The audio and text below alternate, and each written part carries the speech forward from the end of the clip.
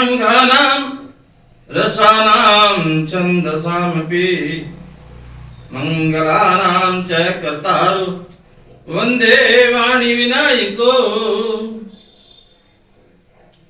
भवानी शंकरो वंदे श्रद्धा विश्वासरूपिणो याभ्यां विना न पश्यन्ति सिद्धा स्वान्थ अष्टमीश्वरम्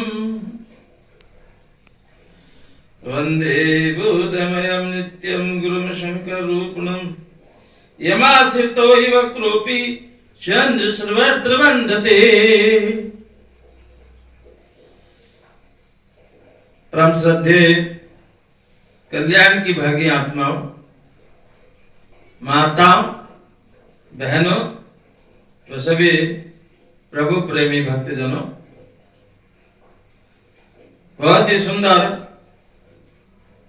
पवन पुत्र श्री हनुमान जी का श्री हनुमान मंदिर और उसमें ये लौकिक ज्ञान उसके ऊपर प्रवचन है। अपना जन्म ज्ञान अभिनिवेश एवं कर्म की दृष्टि से प्रारब्धवश है, स्वतंत्र नहीं है। हमारा जो जन्म होता है ये कई कई जन्मों के जो हमारे कर्म होते हैं और संस्कारवश उसी के अनुसार हमको ये उसी प्रारब्ध से ये शरीर मिलता है। उसके अनुरूप आचरण करें तो इससे इसमें आश्चर्य क्या है? लौकिक जो इस लोक में आगे भी कुछ है ऐसी कल्पना भी नहीं करता। जिस स्थान परिवार समाज में जन्म होता है उसके संस्कार रहते ही हैं। ज्ञान का अर्थ विद्यालय की शिक्षा से नहीं, निरंतर वातावरण से जो ग्रहण करते हैं वह भी शिक्षा है। एक शिक्षा विद्यालय से मिलती है, एक शिक्षा जन्म से ही जैसे माता पिता जिनके साथ रहते हैं, जो अपने साथी हैं, मित्र या घर परिवार वाले या रिश्तेदार, उनसे भी बहुत कुछ शिक्षा सीखने को मिलती रहती है। उसको लौकिक शिक्षा कहते हैं। और एक विद्यालय से मिलती है, रेडियो, टेलीविजन, अखबार, पत्र पत्रिका आदि से। इनके माध्यम से भी हम बहुत कुछ सीखते हैं। तो नारद दासी पुत्र होकर भी कहीं पहुंचे, इस संघ का प्रभाव है। नारद जी किसी यूनिवर्सिटी में पढ़ने नहीं गए, किसी विद्यालय में पढ़ने नहीं गए, लेकिन संतों के संघ का, सत्संग का ही प्रभाव था। तो नारद आज इतने उच्च कोटि के पद पर पहुंचे। यही ठीक है। ऐसा आग्रह संसार अनित्य, ये स्वार्थ से परिपूर्ण है, ऐसा जानते हुए ये कहना कि अपना कर्तव्य तो निभाना ही है, अभिनिवेश है। वर्तमान में रिश्वत का अनिमेष स्थापित हो चुका है। जिस महकमे में भी आप जाएंगे वहां कुछ ना कुछ रिश्वत देनी पड़ेगी, तभी आपका कोई कार्य होगा, क्योंकि समय की मांग है। विभिन्न अभिनिवेशों का कारण अपने अपने पूर्व कर्म है। कोई तो एक बात को ही सुनकर अपने आचरण में लाकर अपना जीवन बदल लेता है, और कोई 10-10 बार समझाने पर भी नहीं समझता। अर्थात किसी को एक ही बार समझाओ और वो बात उसके दिल को लग जाती है।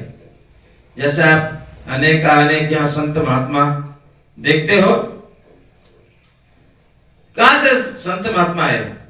वास्तव में कभी किसी समय किसी शास्त्र की बात पढ़ते समय कोई शास्त्र का जो ज्ञान है, कोई शब्द जो है शास्त्र के अंदर, वो अंदर लग जाता है कि संसार में कुछ नहीं है, जो भी कुछ है परमपिता परमेश्वर है। अर्थात ईश्वर ही सत्य है और ये जगत जो मिथ्या है। जब ऐसा ज्ञान हो जाता है या कभी सत्संग में किसी महापुरुष के द्वारा हमको ये पता लग जाता है कि वास्तव में ये जो शरीर है, ये जो मानव शरीर हमको मिला है कल्याण के लिए मिला है। अपना आत्म कल्याण करें, आत्मा को जाने, अपने आप को जाने और संसार के भव बंधन से अपने आप को छुड़ाए। मोक्ष प्राप्त करने के लिए, मुक्ति प्राप्त करने के लिए, अर्थात इस आवागमन से अपने आप को छुड़ाने के लिए यह मानव शरीर मिला है। तो किसी किसी को एक ही बार के समझाने से भी आ जाता है और किसी को 10-10 बार भी समझाओ तो भी नहीं आता। लेकिन जो साधु संत महात्मा आप देख रहे हो, जब आपके दर्शन करते हो, इससे भी संत महात्मा कभी न कभी किसी सत्संग से कोई शब्द प्राप्त हुआ या किसी शास्त्र से अध्ययन करते समय कोई शब्द प्राप्त हो गया,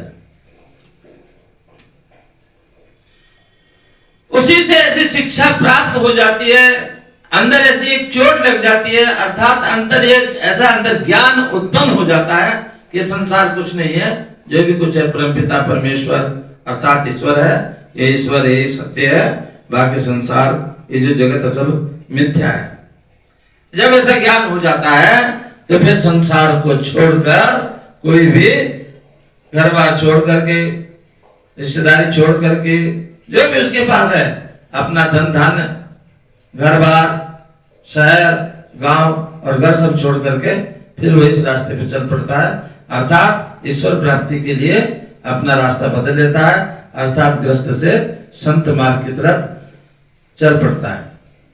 इन्हीं शब्दों के साथ इस प्रवचन को विराम देते हैं। फिर एक ही बनी, दो बन गई, इतने में एक ही बनी ना, कितने मिनट की हुई हो, अगले करें तो चालू।